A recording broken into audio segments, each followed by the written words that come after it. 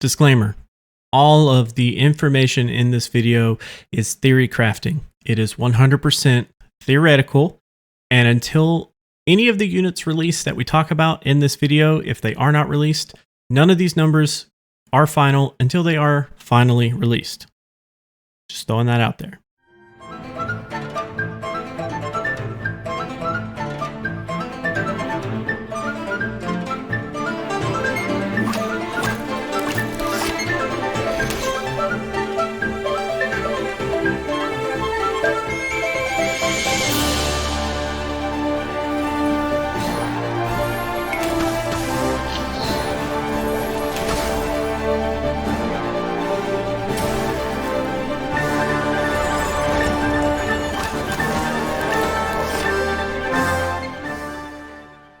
What's going on, boys? So as you guys may have heard, if you haven't, 1.2 is officially on the rise.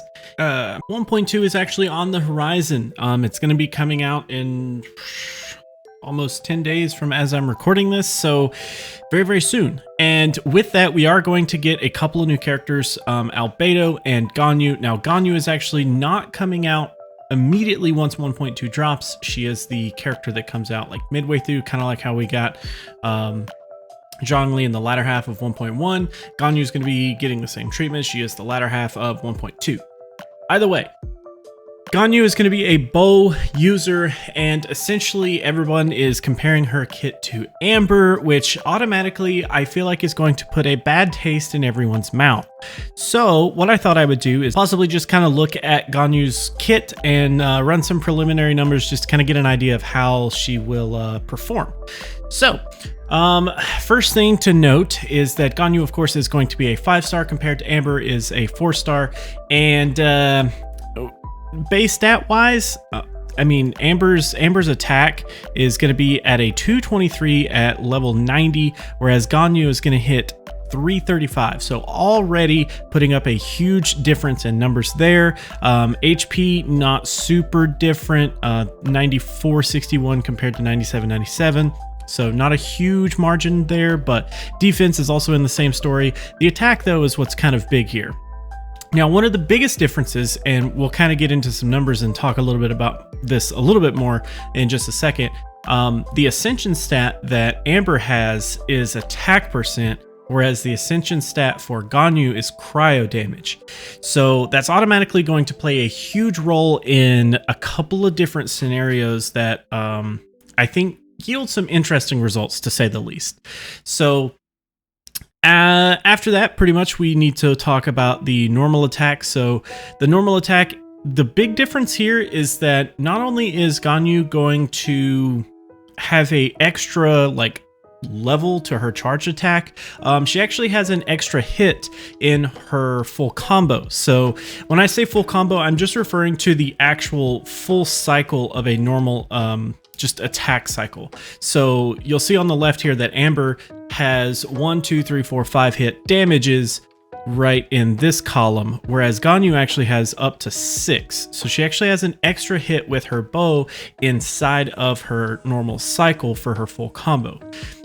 So what that ends up doing is adding a little bit of damage, but without seeing like proper frame data, I'm not 100% sure how that's going to actually like convert to everything, because just because you have an extra shot, it's not like you're taking those 6 shots in the same amount of frames as Amber is taking her 5 shots. She very well may, but until we get proper frame data, I won't know. And I've tried looking at the trailer for 1.2 where they kind of like showed the combo off and, you know, showed all of her skills and stuff.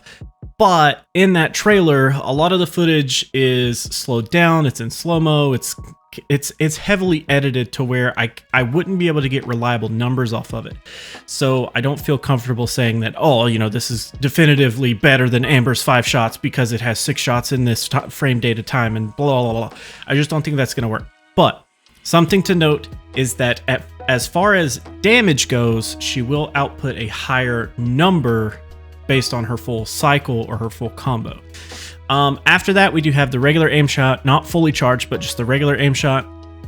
And then we do have the fully charged shot at level 1 for Ganyu. It's going to have like a specific value, which I will pretty much equate, and oddly enough, they match up exactly. So you'll see fully charged aim shot at level 1, 124%. The level 1 on Ganyu here at talent level 1 is 124 as well. And these stack the exact same all the way across the board. So you'll see at level 12, 248, and at level 12, 248. So they're exact same percentages across the board. But with Ganyu, she actually has the level 2. And if you read how it performs, at level 2, it fires off a Frost Flake arrow that deals cryo damage. So we're going to consider this Frost Flake arrow damage as the level 2. Like, that's the full charge for Ganyu, the actual full charge. Which, as you can see, it doesn't actually do that much more damage. It does 4% at level 1, and I think at level 15 it goes up to almost 10% or so. Yeah, it's like 9.5%, something like that. But it at least does more damage, and that's what's kind of important.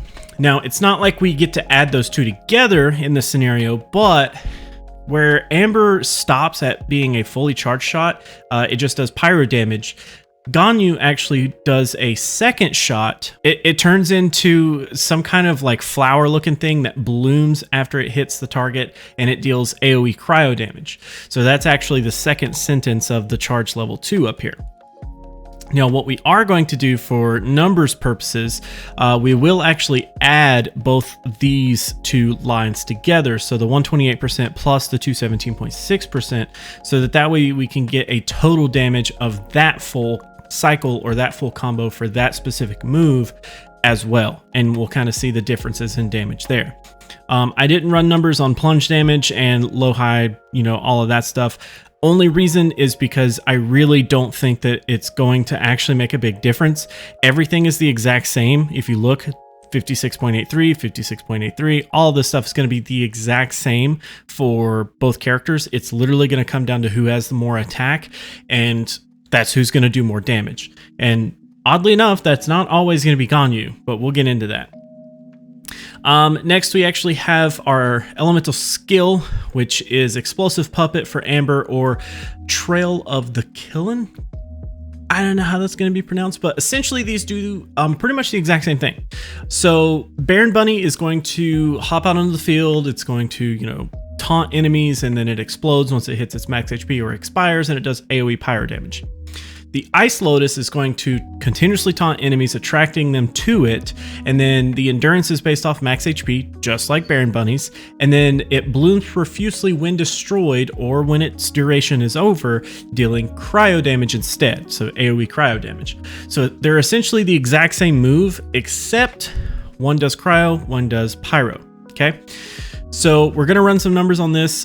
Basically, cooldown is 15 seconds on this. It doesn't have like a duration, which I think is interesting. For whatever reason, it's not included under Amber's kit, but we do have a 6-second duration on this at all talent levels, so it's not like it's going to go up if you level up your talents, but that's kind of good to know. We could end up running the numbers if we cared. I didn't run them personally, but we could run the numbers to see what the damage, the DPS is for the full 6 seconds versus the cooldown. So honestly, the full cycle would be on the cooldown, so we would take the final damage numbers, divide that by 12 for that amount of damage per 12 seconds before you can fire off that move again. But either way, we're going to look at that. Now, for the Elemental Burst, this is one of those also kind of weird ones where I couldn't get like exact frame data. I can do that for Amber because I have her in the game. I can, fire off the Elemental Burst and we can watch it and count frames. But for Celestial Shower on Ganyu, the actual trailer shows really choppy footage, and it's of course edited pretty heavily. It's slowed down, and the frame data just doesn't look reliable enough. But they're also kind of different, like based off of how they appear in this scenario on on Honey Impact. So if we look at Amber's, basically we have damage per wave, and then we have a total fiery rain damage. We have a duration, cooldown, energy cost. But on Ganyu's side, we just have Ice Shard damage, duration, cooldown, energy cost. So I think the best way to kind of like how I can imagine it would be a little bit different between the two, so I didn't really mess with these numbers too much, simply because I don't have enough information to be able to run numbers on it. But that's pretty much how their kits work. In terms of like passives and constellations and stuff like that, we pretty much know all of Amber's stuff, so we're not really going to talk about that too much. The passives for Ganyu actually are kind of interesting. Refunds 15% of ores when crafting bow type weapons. This makes me feel like there could possibly be a bow releasing with her that we could craft.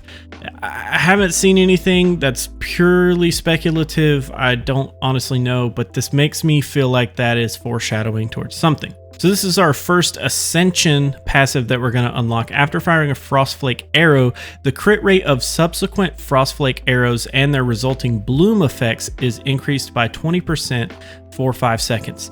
This is very interesting. So if I fully charge on, any bow user, it takes a second, right? It takes a little bit for that fully charged to like get up there.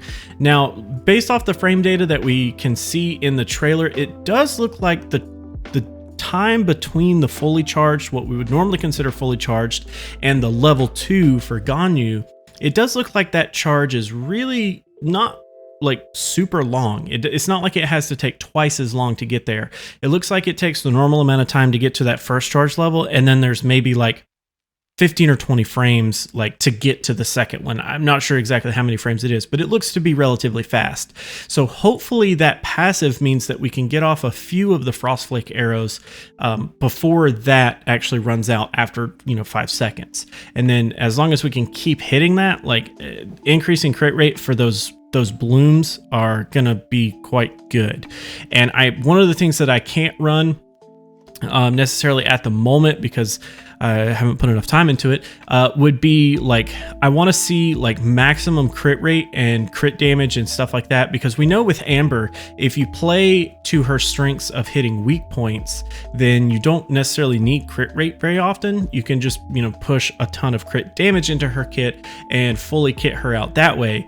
Well, Ganyu is going to have a new artifact set that's going to enable more crit rate on her, and it's going to be a little weird. So that's one of the things that I'd love to test at a later date. But either way, our next Ascension passive is going to be Celestial Shower, grants a 20% cryo damage bonus to active party members in the AoE. So this is also going to be pretty huge. I didn't take this into account for any of the numbers that I ran today, but that's going to increase cryo damage by quite a bit. And the fact that already at level 90 we get 38.4% cryo damage bonus, there's a lot. So that's 58.4 as long as you're inside the AoE. That's pretty nutty.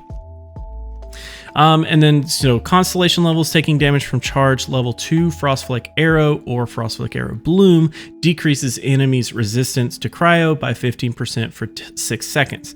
That's actually pretty nice, because as we've talked about before, most enemies will have a resistance of 10% to most of the elemental things. So you're basically tacking on an extra 5% cryo bonus damage is essentially what you're doing there. So that's actually really cool. And a hit regenerates 2 energy for Ganyu, and this effect can only occur once per charge level 2 Frostflake Arrow, regardless if Frostflake Arrow itself or its bloom actually hits the target.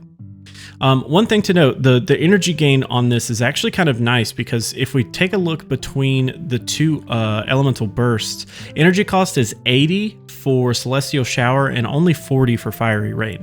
So it's pretty hefty on Ganyu's side, but that's one of the things that we will have to kind of test and see if that is going to be difficult, or if we do need to actually build energy regen into her kit. Our next constellation level is actually going to give us an additional charge on our elemental skill, which is cool. That means we should be able to lay down 2 of the Trial of the Killing. Basically, we'll have 2 flowers, which is kind of nice. Next, we actually have level 3, which is going to increase Celestial Shower by 3 levels, which is great. Enemies at level 4, enemies standing within the AoE of Celestial Shower take increased damage, and this effect strengthens over time. At first, when I read that, I was like, Okay, but I'm glad that they explained increased damage taken begins at 5% and increases by 5% every 3 seconds up to a max of 25%, and the effect lingers for 3 seconds after the enemy leaves the AoE. So that's actually very, very interesting. It's not just like cryo damage increase. It's not just like it feels like that's final damage. So if that's true, that is huge. That's a lot of damage, especially at higher levels. That's going to be a ton of extra damage. 5% extra if you're hitting, for like, if this switches over, like if Ganyu's not your main DPS and you set her up to, use Celestial Storm, and then you switch into your main DPS and your main DPS is hitting for like 10k at level 90 or something like that, like, oof, an extra 5%, that's huge. That's not amazing, but up to 25%, that's pretty huge. That's pretty crazy. An extra 2,500 damage if you're hitting for 10k. Oof. Then at level 5, we're going to increase our elemental skill by 3. That's all fine and dandy. And then last at level 6, using Trial of Krillin causes the next Frostflake arrow shot within 30 seconds to not require charging. That's actually kind of cool. The fact that I feel like the level 6 is almost a letdown in some ways. I don't know necessarily. Once I play a little bit of the kit, maybe it will change my mind on that, but I feel like that's not as good as it could have been. But that's fine in a lot of respects, because that means the good passives we've already gotten, because that means the good constellations were, easier obtained, but it's not like most of us are going to get that, right? Anyways, all right. So now on to the numbers that I ran. Okay, so here we can actually see exactly the breakdown of our stats. We can see our HP. This is the exact same tables from the very top here. Just basically I pulled them out and used them for my own personal use. So if we look at HP, you can see that Ganyu does end up topping Amber with HP. We understood that. Ganyu's attack scales way higher than Amber's does. Defense slightly higher. And Ascension stats don't really matter, but I guess, as far as if they were the same stat, the cryo percent definitely takes over in terms of the attack percent, but that's not really that important. Only thing I really wanted to illustrate here is that Ganyu, of course, is going to scale higher, but does that necessarily mean she's going to do more damage? So this entire sheet right here is going to look really, really crazy. There's a lot of information, and I will leave this link down in the description below if you guys are interested in kind of combing through it yourselves. You can, go up here, hit file, make a copy, and you guys can, pick through it as you will. But basically what I did here is I set up a damage formula like we've done in the past, and pretty much just went through and took some of our combos and some of our talent levels, and I just tallied them all up and got some numbers for us. So what we're going to do is we're going to start out at level 1 on our character, our talent level, our weapon level, and our enemy level. We'll leave that at level 1. So what this actually shows is that at level 1, and by the way, this doesn't take into account any of the bow's passives. So like things like Rust, it's not taking in that extra percentage if it's a normal attack versus a charge shot. It's not taking into that. I don't have time right now to. I haven't taken the time to fully flesh out all of that. This is just raw stats, all right? So if we actually take a look at compound bow is my favorite bow to kind of, do some testing with. But so if you take a look at compound bow at level 1 against a level 1 Hilitroll with a level 1 compound bow at level 1 talent level, we should be hitting 70 damage on Amber and 92 damage on Ganyu. And that's a full combo, remember. So that's not like your first hit with Amber should hit 70 damage. No.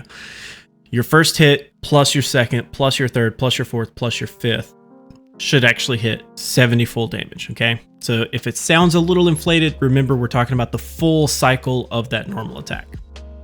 So like I was talking about earlier, Ganyu here is hitting 92, but remember that's 1 plus 2 plus 3 plus 4 plus 5 plus 6.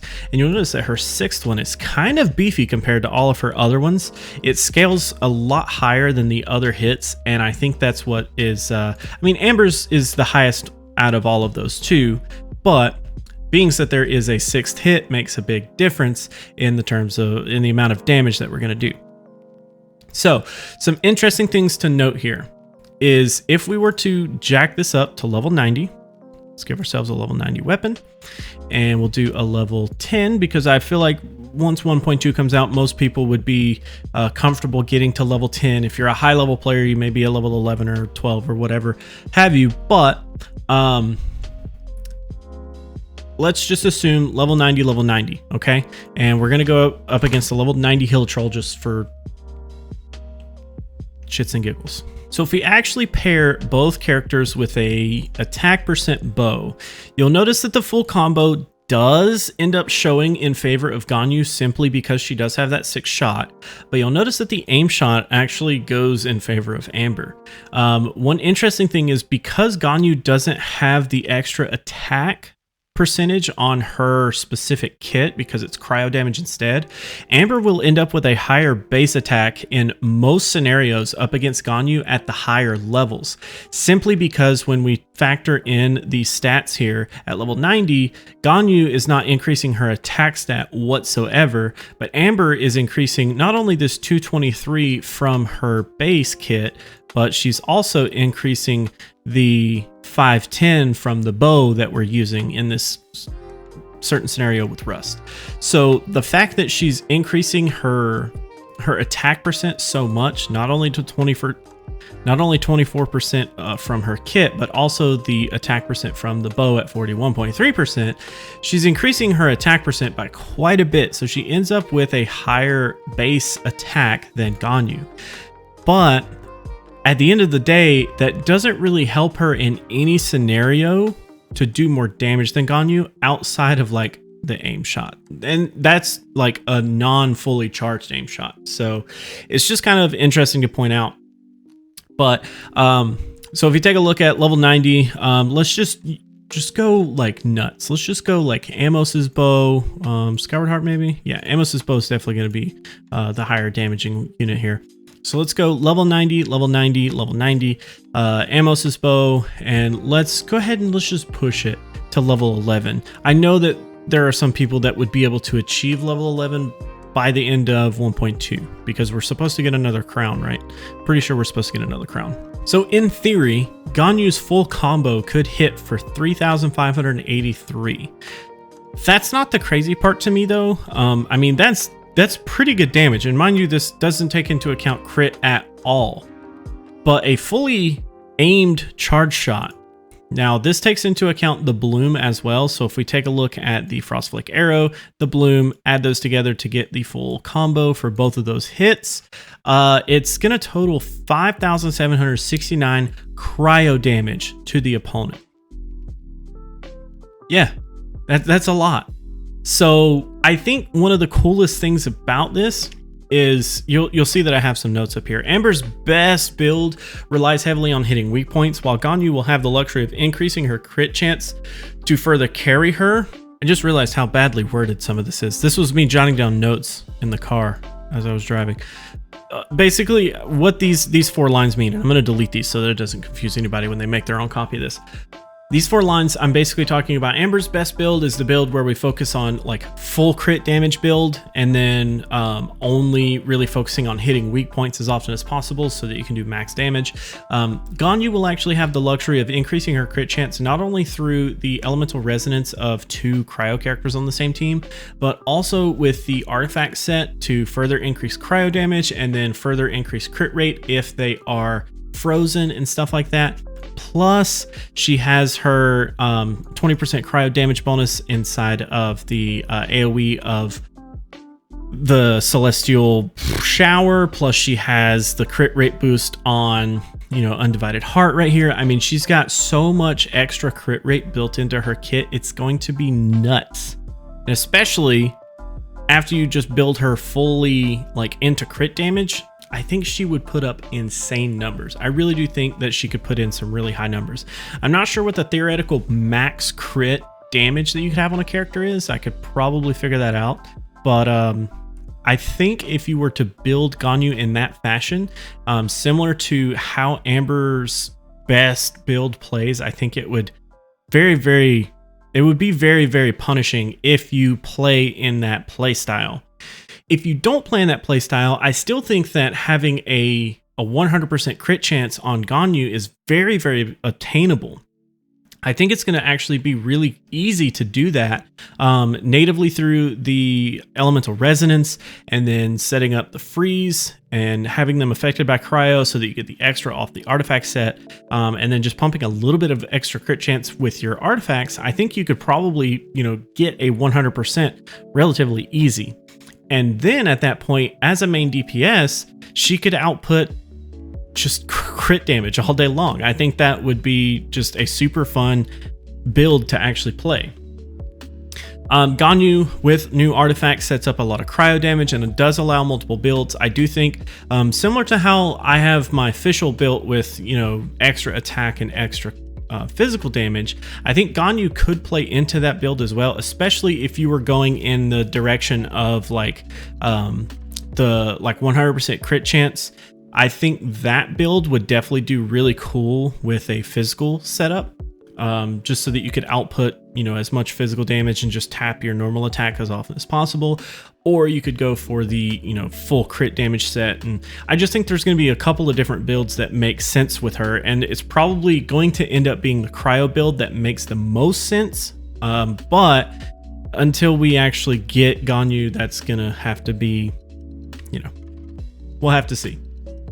But that's pretty much all I got. I, really, really am excited for Ganyu. I think she is going to be a very interesting, very fun character to play with. I'm pretty sure that I said very early on that I don't like bow characters in this game. I think I said that within the first day or so of playing it, but it really does seem like all of the characters that I play are bow characters. I mean, Fischl is my main DPS. I'm super hyped for Ganyu.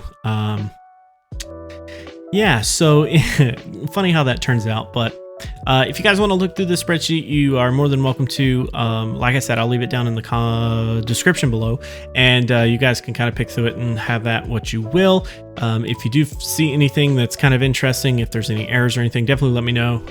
I will definitely go ahead and update the spreadsheet. But yeah, let me know if you guys are excited for Ganyu. I'm super excited. Let me know what you think of her kit, and yeah, have a good day.